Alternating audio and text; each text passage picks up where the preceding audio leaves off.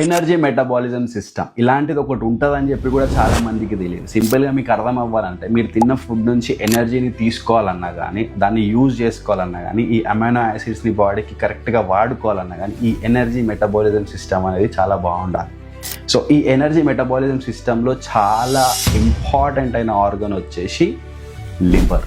ఈ మజిల్ రికవరీకి కూడా ఈ లివర్ అనేది చాలా ఇంపార్టెంట్. సో ఈ లివర్ హెల్త్ కావచ్చు, ఈ ఎనర్జీ మెటబాలిజం సిస్టమ్ కావచ్చు ఎలా తెలుసుకోవాలి? 2 టెస్టులు చెప్తా. ఒకటి ఎల్ఎఫ్టీలో ఆల్బుమిన్ అండ్ టోటల్ ప్రోటీన్ అని ఒకటి ఉంటుంది, అండ్ ఇంకొక టెస్ట్ వచ్చేసి లాక్టేట్ టెస్ట్. ఈ టెస్ట్ల వల్ల మనకి ఏం తెలుస్తుంది అంటే మన ఎనర్జీ మెటబాలిజం ఎలా ఉంది, మన మెటబాలిక్ స్ట్రెస్ ఏమైనా ఉందా అన్న విషయాలు అర్థమవుతాయి. ఈ 2 టెస్ట్లే కాదు కానీ ఇంకా ఫర్దర్ ఇన్వెస్టిగేషన్ కూడా అవసరం ఉంటుంది. సో లివర్ని హెల్తీగా పెట్టుకోవాలంటే మీరు ఎలాంటి ఫుడ్ తీసుకోవాలి? ఫస్ట్ బిటర్ వెజిటేబుల్స్ని పెట్టుకోండి, at the same time greeny వెజిటేబుల్స్ని పెట్టుకోండి. లాస్ట్లీ నేను ఏం చెప్పాలనుకుంటున్నానంటే మీ ఎనర్జీ మెటబాలిజం సిస్టమ్ చక్కగా ఉంటేనే ఏది చేసినా ఏం చేసినా నడుస్తుందని చెప్తున్నాను.